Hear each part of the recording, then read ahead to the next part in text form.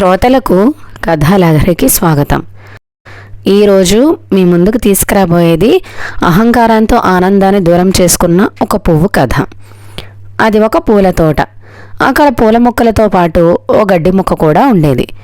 ఉదయాన్నే ఆ గడ్డి మొక్కకు ఓ పువ్వు పూసింది. ఆ దారి వెంట వెళ్ళే ఒకరిద్దరు, ఇది గడ్డి పువ్వు అయినా ఎంత ముచ్చటగా ఉందో అన్నారు. వాళ్ళ మాటలు విన్న ఆ పువ్వు, నిజంగా నేనంత అందంగా ఉన్నానా అనుకుంది. అక్కడున్న అన్ని పూల మొక్కల కన్నా తాను ఎంతో గొప్ప అని దానికి అహంకారం వచ్చింది.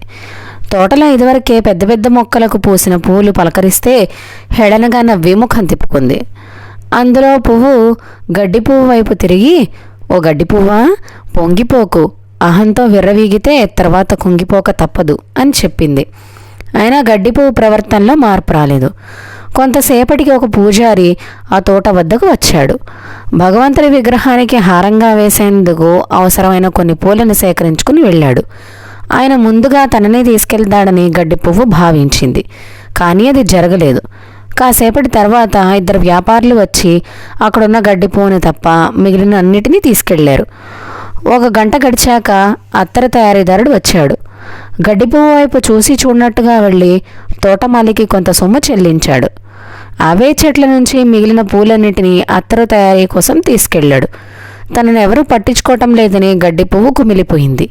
ఈలోగా గడ్డి పువ్వు వాడిపోయి నేల రాలిపోయింది. సాయంత్రం వీచిన గాలికి కొట్టుకుపోయి కాస్త దూరంగా ఉన్న పెంటకుప్ప మీదకు చేరింది. అప్పుడు కానీ తన స్థాయి ఏమిటో తనకు తెలియలేదు. సాటి పూలతో స్నేహంగా మెలిగి ఆనందంగా ఉండకుండా ఉన్న కొన్ని గంటల జీవితాన్ని అహంకారంతో వృధా చేసుకున్నానే అని బాధపడింది. ఈరోజుకి కథతో ముగిద్దామండి. తిరిగి ఇంకొక కథతో కలుద్దాం.